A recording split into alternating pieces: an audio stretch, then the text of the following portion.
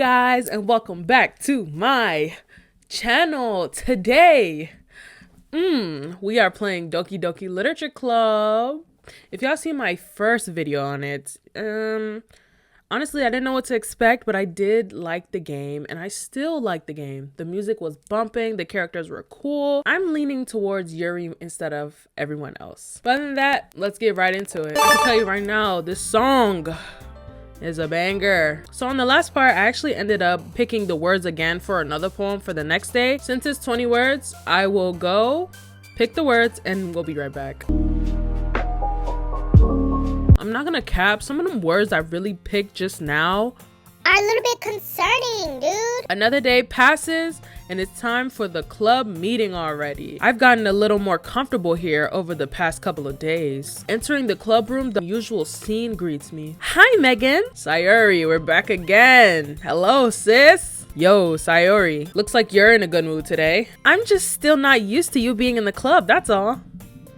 I see. That's a pretty simple thing to get you in a good mood, but I guess it's always the simple things with you anyway. Speaking of which, I'm kind of hungry. Will you come with me to buy a snack? No thanks. That's not like you at all. I have my reasons.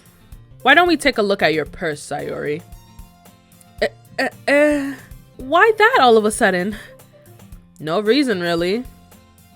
I just wanted to look at it. Why are we looking at her bag for, bro? Relax, Megan, relax. Sayuri nervously retrieves her coin purse. She fumbles with the latch and gets it open. Then she turns it upside down and lets its contents spill onto the desk. Only 2 small coins fall out. She using me for money! Sayuri! I knew it. I can see right through you, Sayuri. That's not fair. How did you even know? It's simple. If you had enough money in the first place, you would have bought a snack before coming to the club room. So either you're not hungry and wanted an excuse to take a walk, or you plan to conveniently forget that you spent all your money so that I would lend you some. But there's one more thing. You're always hungry. And so that only leaves the one option. I give up. Don't make me feel guilty. If you feel guilty, that means you deserve to feel guilty. Yuri suddenly giggles. I didn't notice that she was listening in. Her face is in her book as always.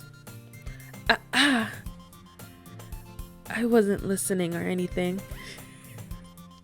Shy Yuri, love you, girl. Oh my god. It was just something in my book. Yuri, tell Megan to let me borrow some money. Sayuri, so what makes you think she gonna make me give you money? You're always hungry, so what's stopping you from asking me for more? Don't get me involved like that, Sayuri. Besides, you should only buy what you can responsibly afford. And frankly, after pulling a mischievous little stunt like that, your suffering is fair enough retribution. Dang, she on my side. Purr. Did I didn't mean that. I got too absorbed into my book.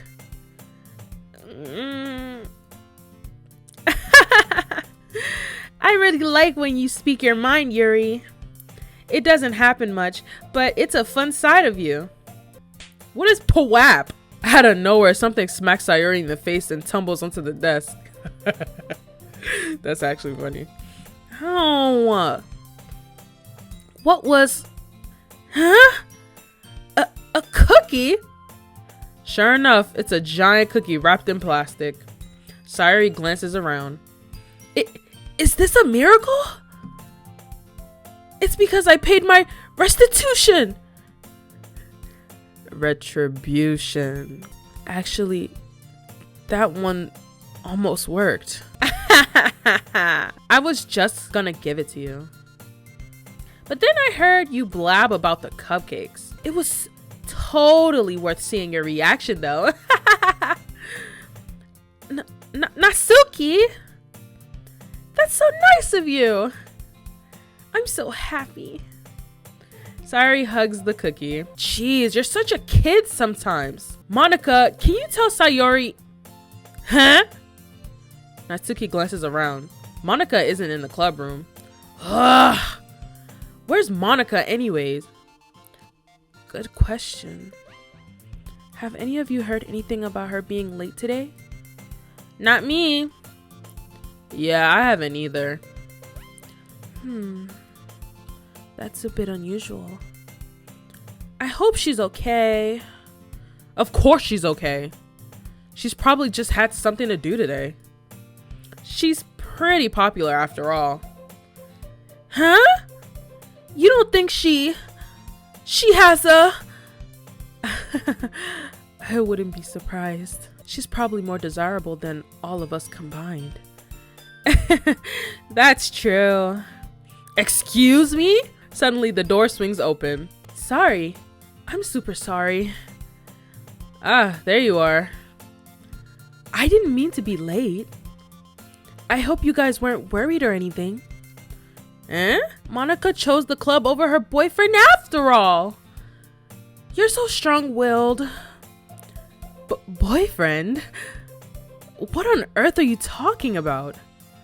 Monika quizzically glances at me. Ah, never mind that. What held you up anyway? Well, my last period today was study hall. To be honest, I kind of just lost track of time.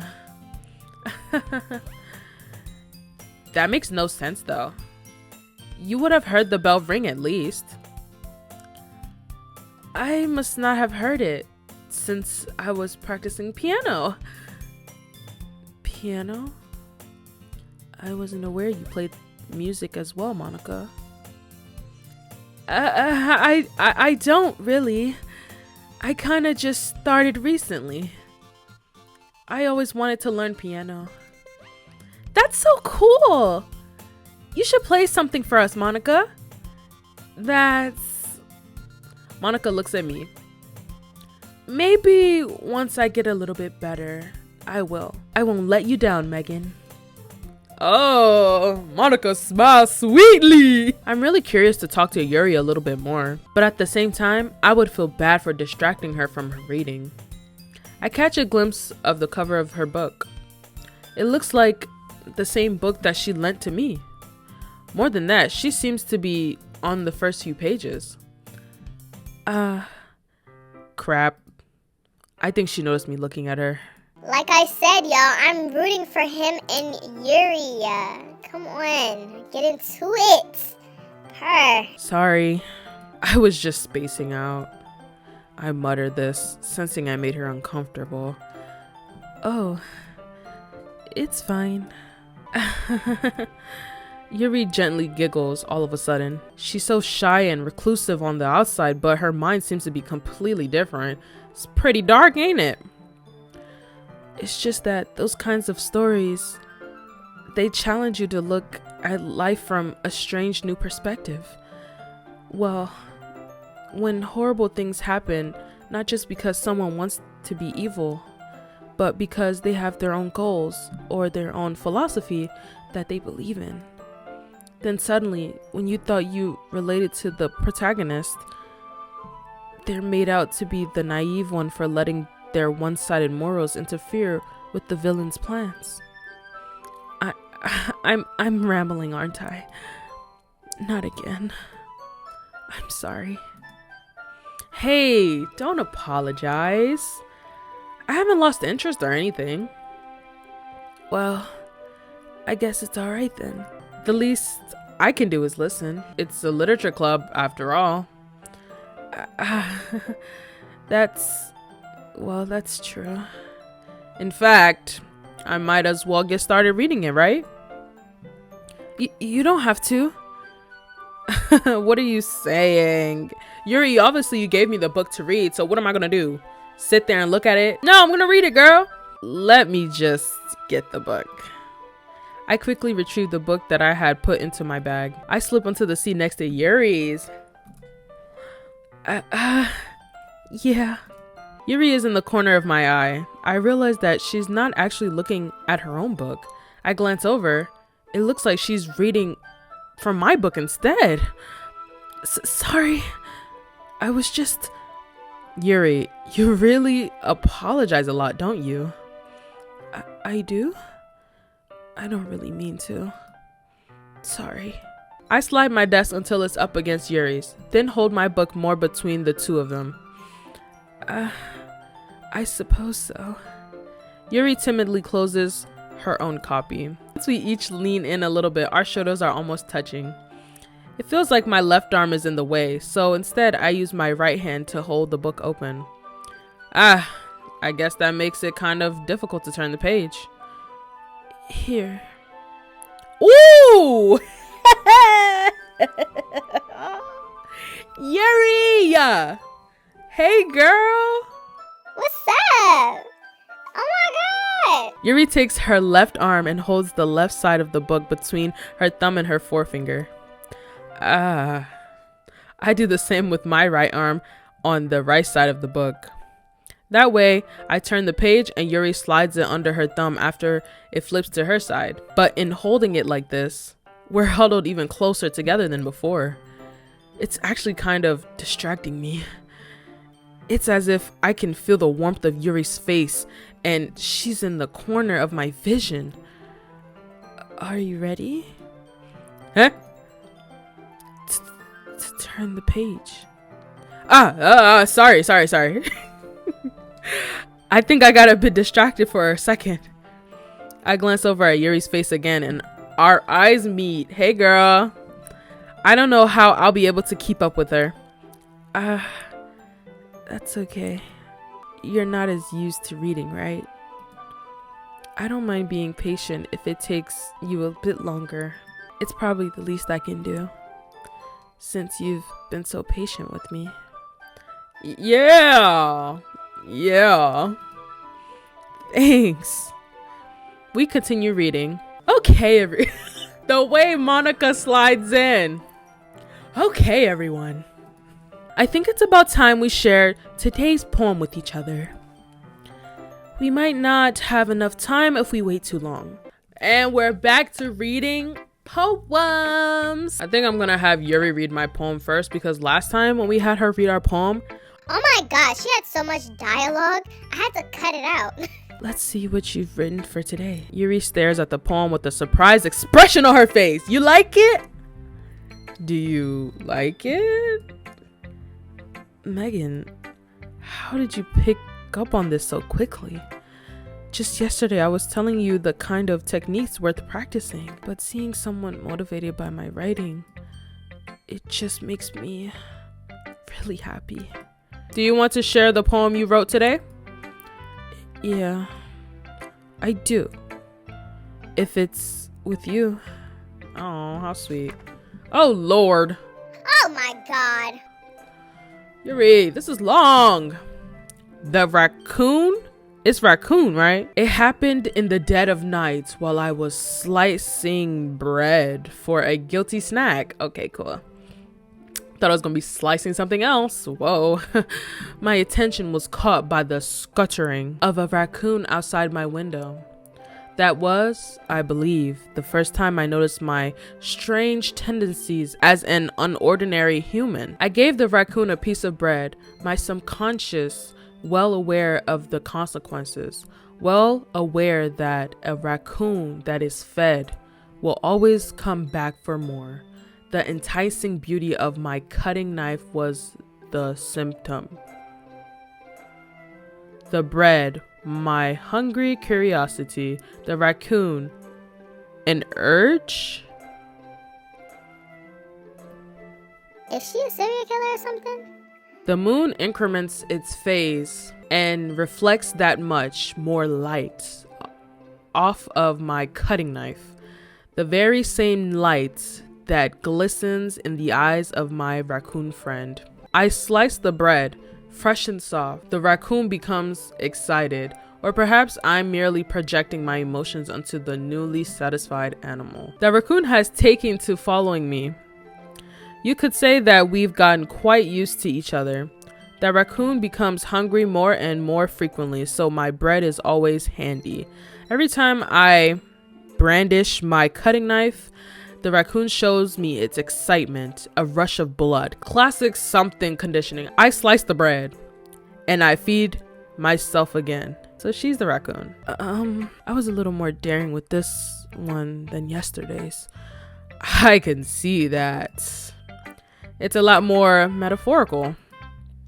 I don't know if it's my fault, but I can't begin to imagine what this poem is about. Let's go with Sayori. Sayori's poem. Ooh, I like this one, Megan. It has some nice feelings in it. I'm glad. Still though, your tone makes it sound like you liked yesterday's poem better. I guess you caught me. Sometimes you know me a little too well for my own good. Well, don't just try to be nice about it. You can read my poem now, okay? Bottles. What kind of bottles we talking about? All right, let me stop. I pop off my scalp like the lid of a cookie jar. It's the secret place where I keep all my dreams. Little balls of sunshine all rubbing together like a bundle of kittens. I reach inside with my thumb and forefinger and pluck one out. It's warm and tingly. But there's no time to waste. I put it in a bottle to keep it safe. And I put the bottle on the shelf with all the other bottles. Happy thoughts, happy thoughts, happy thoughts in a bottle, all in a row. My collection makes me lots of friends. Each bottle a starlight to make amends. Sometimes my friends feel a certain way. Down comes a bottle to save the day. Night after night, more dreams. Friend after friend, more bottles. Deeper and deeper my fingers go, like exploring a dark cave, discovering the secrets hiding in the nooks and crannies. Digging and digging, scraping and scraping. I blow dust off my bottle caps. It doesn't feel like time elapsed. My empty shelf could use some more. My friends look through my locked front door. Finally, all done. I open up and in comes my friends. In they come in such a hurry. Do they want my bottles that much? I frantically pull them from the shelf, one after the other, holding them out to each and every friend, each and every bottle. But every time I let one go, it shadows against the tile between my feet. Happy thoughts, happy thoughts, happy thoughts in shards all over the floor.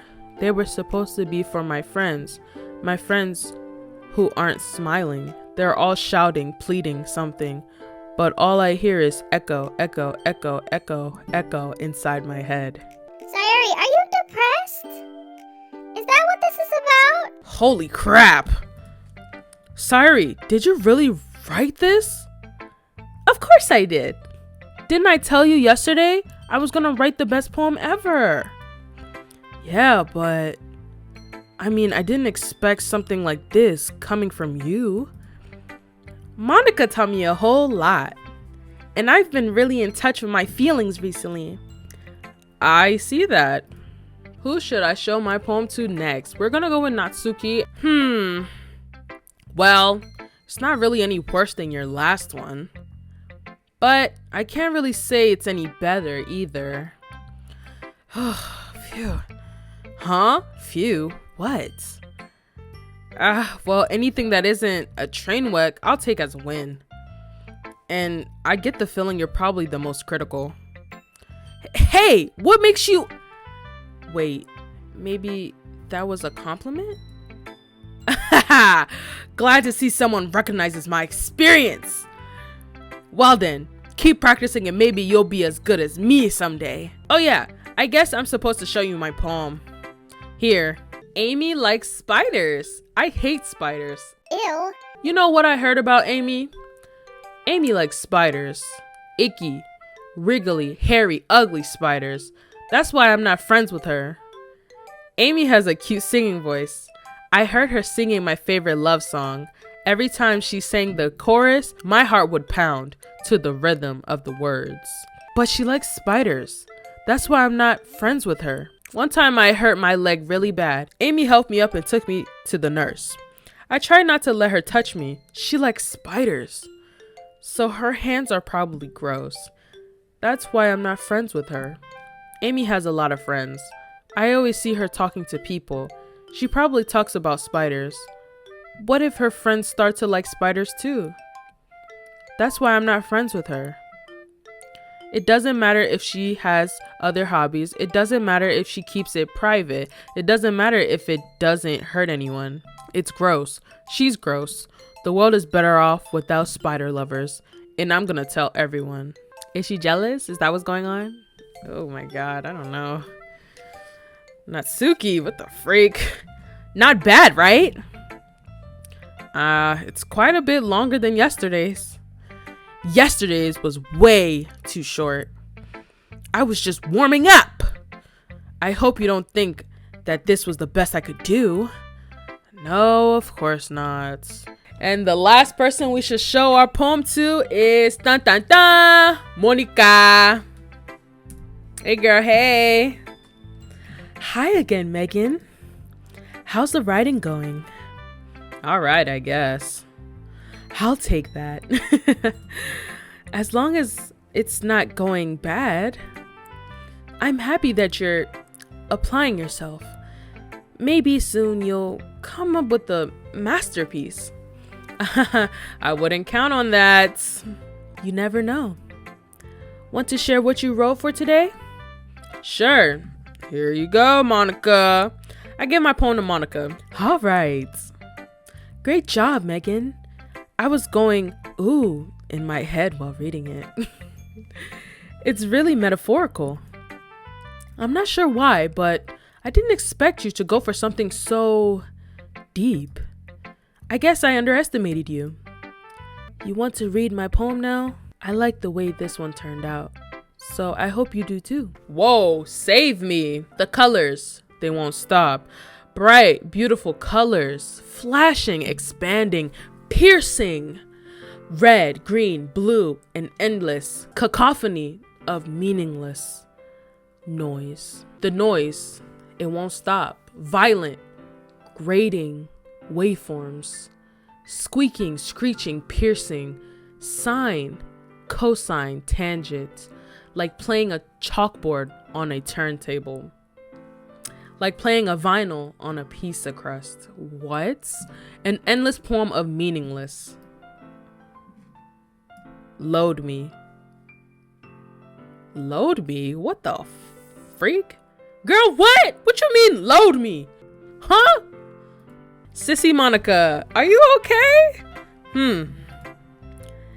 It's even more abstract than your last one, huh?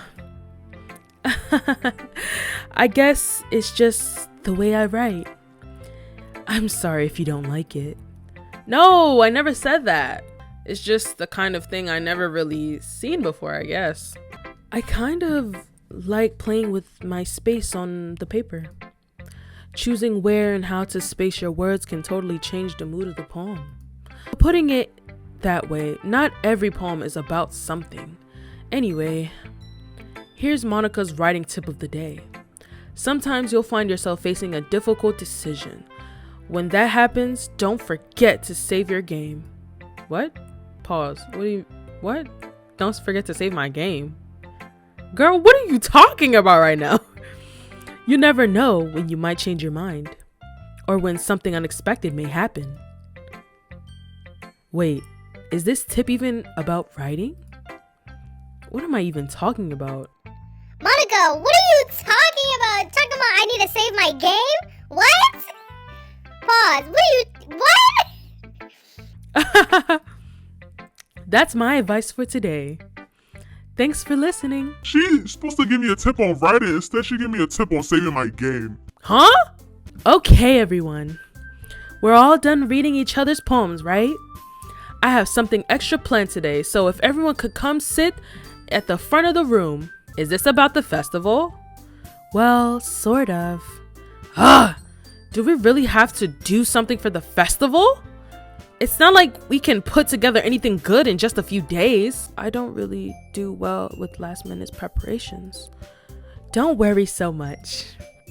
We're going to keep it simple, okay? We're going to be performing. Performing? Monika? Yeah, we're going to be having a poetry performance. There's no way I'm going to be performing in front of a group of people like that. I agree with Natsuki. I could never in my life do something like that. Imagining it, Yuri shakes her head in fear. We're the only ones responsible for the fate of this club. If we start the event and each put on a good performance, then it will inspire others to do the same. I know you can do it. Natsuki and Yuri remain silent. Sayori looks worried. I guess that leaves me no choice. I agree. I don't think it's too much to ask. I think that Sayori and Monika have been trying really hard to get new members. The least we can do was help them out a little bit. Well, maybe, but it looks like Natsuki doesn't have any arguments left. I guess I'll just have to get it over with. All right. Phew. Thanks, Natsuki. What about you, Yuri? Yuri dejectedly glances around at everyone else's expectant faces. I guess I don't really have a choice. That's everyone. You're the best, Yuri. This club is seriously going to be the death of me. I want each of you to choose a poem of yours. We're going to practice reciting them in front of each other. No way! Monika, this is too sudden.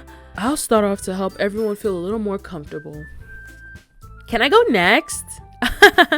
Of course. The title of this poem is The Way They Fly. Monika begins reciting her poem. Her clear, confident voice fills the room. More than that, her inflection is pristine. Is this something she's done before, or is she simply a natural? Monika takes a breath and smiles. That was so good, Monika. Thank you very much. I'll go next. Whoa! Yuri's firing up all of a sudden. Yuri clutches the sheets of paper between her hands and stands up. Keeping her head down, she walks quickly over to the podium. This poem is called After Image of a Crimson Eye. Yuri's voice shakes as she starts reading the poem. Just a moment ago, she practically refused to do this. It's almost like what happens when Yuri gets absorbed into her books. Her quivering words transform into sharp syllables of a fierce and confident woman. That's how I like them. Suddenly, she's finished. Everyone is stunned. Yuri snaps back into reality and glances around her as if she's bewildered even herself. It's up to me to save this situation. I'm the first to start applauding. Everyone joins me afterward. And we give Yuri the recognition she deserves. Okay, I guess I'm next then. Sayori hops out of her chair and cheerfully walks to the podium. This one's called My Meadow. Somehow it feels like her soft voice was made as a perfect match. The poem wasn't aimlessly cheery like Sayori is. It's serene and bittersweet.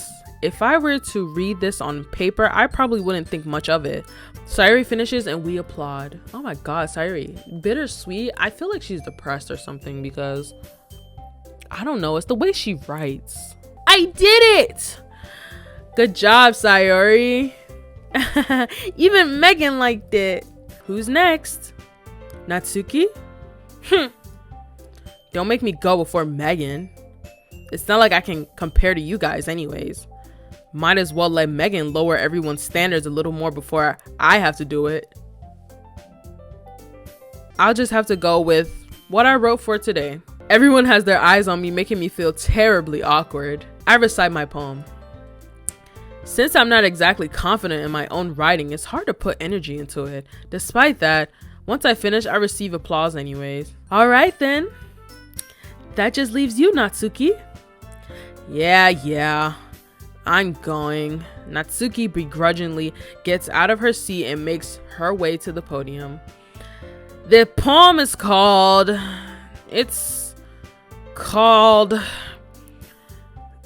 Why are you all looking at me? Because you're presenting. Anyway, the poem is called Jump. Natsuki takes a breath. Once she starts reciting her poem, her sour attitude disappears a little.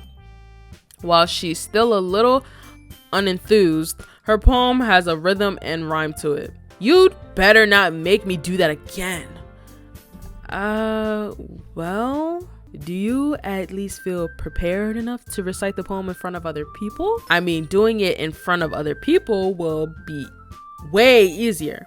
I can put on whatever face I want for other people, but when it's just my friends, it's just embarrassing. That said, I want to thank everyone for coming through. It might be hard, but I hope that you all have an idea of what it's like now. Okay, everyone. I think that's about it for today.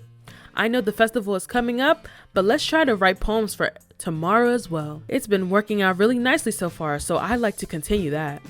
As for the festival, we'll finish planning tomorrow, and then we'll have the weekend to prepare. Monday's the big day. I can't wait. I can do this, I can do this, I can do this, I can do this. All right. Ready to go, Sayuri? Yep. Look at you two, always going home together like that. It's kind of adorable, isn't it? Jeez, guys. Don't make such a big deal out of it. It must be a little nice, though. Well, how am I supposed to respond to that? It's okay, Megan. You don't have to say it. Whatever, let's go already. I walk home with Sayuri once more. Even though it's only been a few days, a lot of things have already changed. But today, Sayuri is being a little quieter than usual on the way home. Hey, Sayuri. Sorry, I was spacing out. No wonder. I was thinking about something from earlier. So let's just say that one day, Yuri asked to walk home with you. Huh? What would you do? What kind of question is that? First of all, does Yuri even live on our block? We live near each other. That's the whole reason why we're walking home together. You're kind of putting me on the spot here. Well, I would walk home with Yuri or still walk home with Sayuri. Sayuri, you know Yuri is my girl. I'm gonna have to skedaddle home with Yuri, even though I just said a whole bunch of BS earlier. Sayuri, I don't want to make you sad though, because I still like you as a friend. I would like walking home with you, but I like walking home with Yuri more. Walking home with Yuri, huh? Why does the thought of that make my heart pound? I mean, given how hard it is for her to socialize, I would feel awful turning her down, so... Isn't she so beautiful and smart? That has nothing to do with what I just said! You admitted it! Jeez. There's not even any point in speculating something that's never going to happen. Well, maybe. But I just like to think about it. It's not long before you won't need me anymore, you know? Oh, Sayuri, what do you mean? I will still need you. Don't act like that, sis.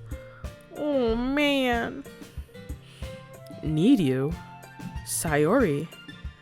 I can't figure out how you're seeing things in your head right now. Sorry. Everyone is different.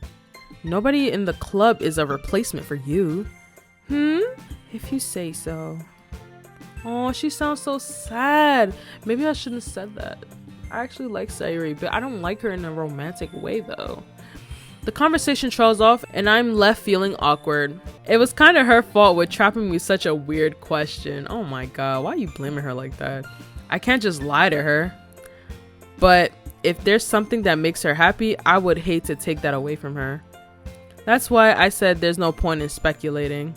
Then again, the festival is only a few days away. Who knows what will happen in that time. Oh. And there you have it, folks. Another episode of Doki Doki Literature Club. Sayuri, I know you think that I'm trying to replace you, but I promise you I'm really not. I don't regret my decision. I don't regret it at all. And then on top of that, is it me or does it seem like Sayuri is a little depressed in the way she writes her poems? It's always the happy ones that you need to look out for the most because They tend to hide their true feelings. And she's saying that MONIKA told her to tell her actual feelings in her poems and stuff, and she's been coming to terms with the way she's feeling, and the way she's writing, it seems almost depressed and happy at the same time. You get what I mean? And then Yuri, she's writing about like scary things, almost like serial killer-esque type stuff, and I don't know how I feel about that.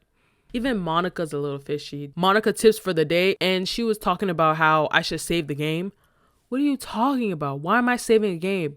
Why do you know that it's a game? I thought I was tripping when I read that, and I was like, Huh?